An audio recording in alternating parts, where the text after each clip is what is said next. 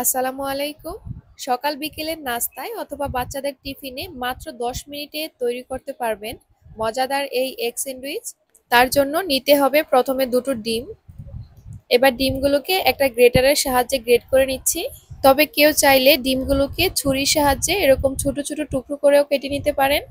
ডিমগুলো গ্রেট করে নেওয়ার পর এবার এখানে দিয়ে দিচ্ছি 1/3 কাপ পরিমাণ গাজর কুচি।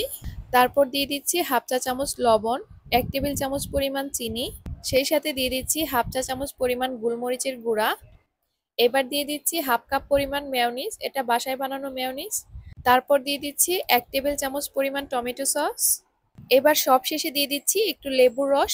লেবুর রসটা দেওয়ার কারণে ডিমের যে একটা স্মেল আছে সেই স্মেলটা আর আসবে না। এবার সবকিছু একসাথে ভালোভাবে মিশিয়ে নিচ্ছি। এই তো স্যান্ডউইচের ভেতরের ফিলিংটা কিন্তু একদম রেডি। এবার এটাকে একটা সাইডে রেখে আমরা স্যান্ডউইচের পাউরুটিগুলোকে রেডি করে নিব। এখানে আমি 5 থেকে 6 পিসের মতো পাউরুটি নিয়েছি।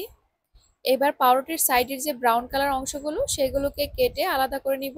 পাউরুটির সাইডের এই অংশগুলো কেটে আলাদা করে নিলে দেখতে ভালো লাগে, তবে কেউ চাইলে এগুলোর সাথেই স্যান্ডউইচটা বানাতে পারেন, কোনো সমস্যা নেই। এই তো সবগুলো পাউরুটির পিসকেই আমি একইভাবে কেটে নিয়েছি। তবে সাইডের যে ব্রাউন কালার অংশগুলো এগুলোকে আমি ফেলে দিব না, পরবর্তীতে এগুলো দিয়ে ব্রেড ক্রাম্বস বানিয়ে নিব। তারপরে এখান থেকে এক পিস পাউরুটি নিয়েছি।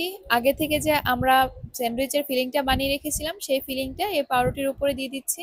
স্যান্ডউইচের মধ্যে ফিলিংটা একটু বেশি করে দিলেই আমার কাছে খেতে ভালো লাগে, তার জন্য একটু বেশি বেশি করে ফিলিংটা দিয়ে দিচ্ছি। এই তো স্যান্ডউইচের ফিলিংটা দেওয়ার পর এবার উপর থেকে আরেকটা পাউরুটির পিস দিয়ে দিচ্ছি। পাউরুটির পিসটা দেওয়ার পর এবার হালকা হাতে একটু চেপে দিচ্ছি। তারপর সাইড দিয়ে যে ফিলিংটা বের হয়ে গেছে সেটাকে চামচের সাহায্যে একটু সমান করে দিচ্ছি, এতে করে দেখতে ভালো লাগবে।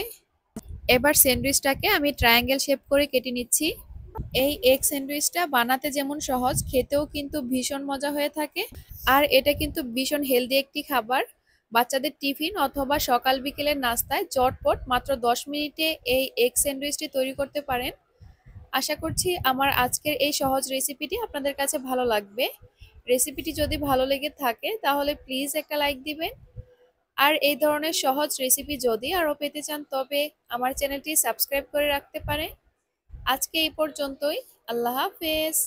আসসালামু আলাইকুম।